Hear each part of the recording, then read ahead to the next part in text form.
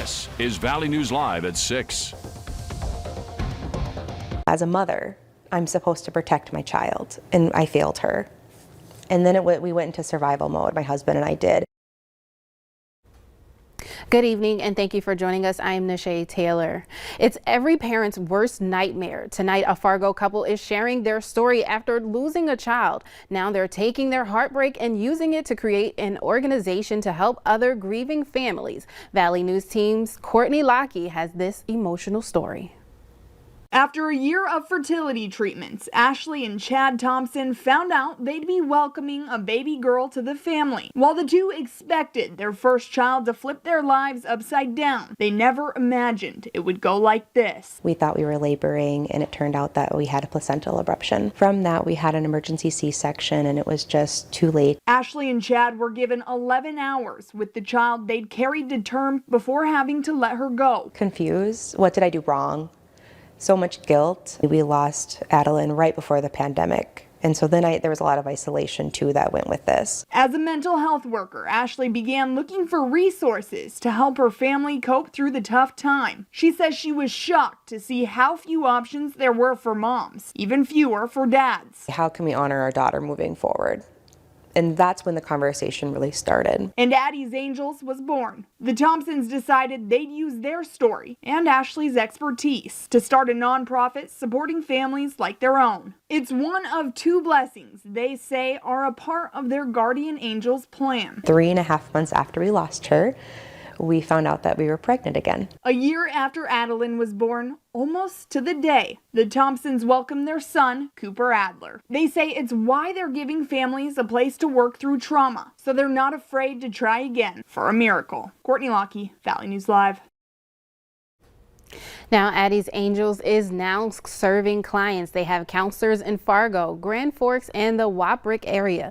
Online services are also available. For more information about the nonprofit, head over to our website at valleynewslive.com. And summer is in now. She has a look at our forecast. Summer, what can we expect?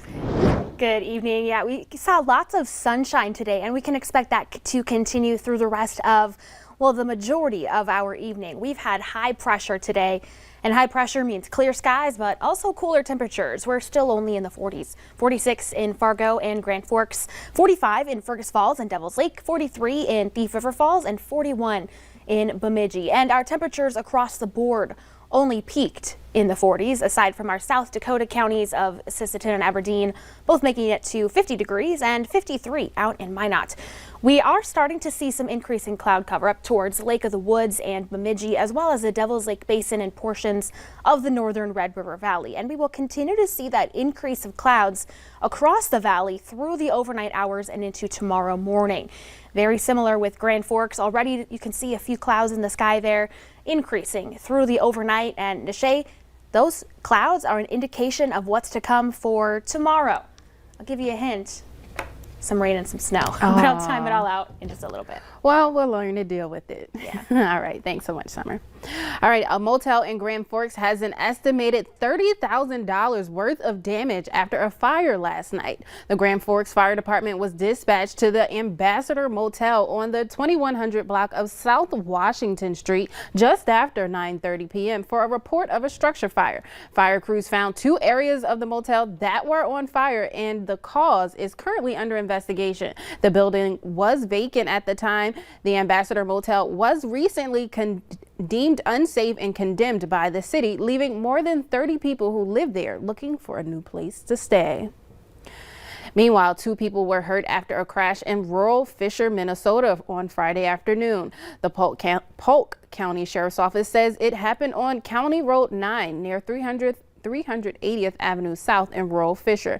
Deputies arrived to find a Chevy Impala driven by Paul Chin of Ranson, Wisconsin, with heavy damage in the middle of the road. A Ford pickup driven by Erica Brown of Hannah, North Dakota, was in the ditch. Brown and a juvenile passenger were taken to a local hospital and treated for non-life-threatening injuries. And today, 44 new COVID-19 cases are being reported by the North Dakota Department of Health and no new deaths. 1,486 people in the state have died from the illness since the start of the pandemic. Currently, there are 40 people in North Dakota that remain hospitalized. This school year will go down as one like no other. According to the National Education Association, millions of students have fallen behind academically during an unprecedented year that pulled them from their everyday school. Educators say now is the time for parents to evaluate and consider their options to fight the pandemic-related learning loss. Many districts in the Valley will provide opportunities this summer. If a parent has a concern about academic loss or anything with social emotional learning, I would highly encourage them to at least take a nice look at what is available this summer. For more information on summer learning opportunities, head over to our website or download our VNL News app.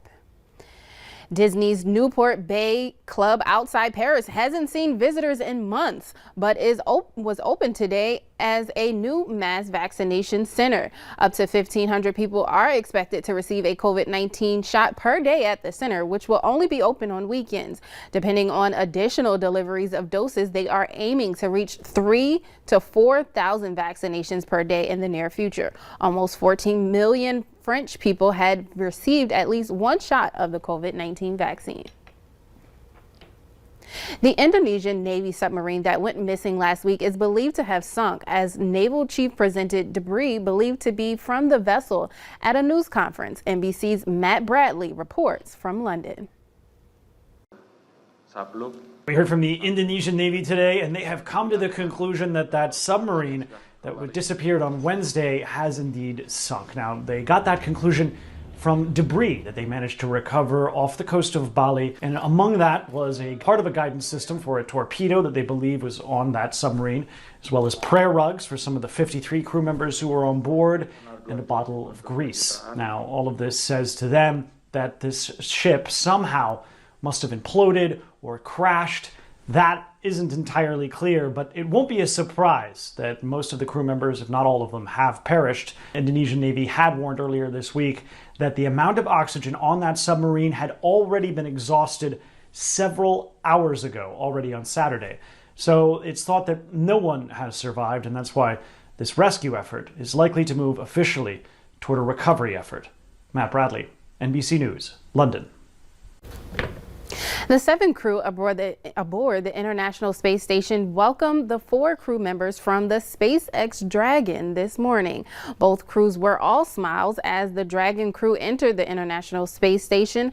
The SpaceX and the ISS have officially joined up to make one big group of 11 people in orbit. But that won't be for long. The 4 astronauts from the SpaceX crew's first mission are expected to return to Earth on April 28th, leaving 7 people behind. Pilot Megan MacArthur expressed everyone's excitement at the upcoming mission.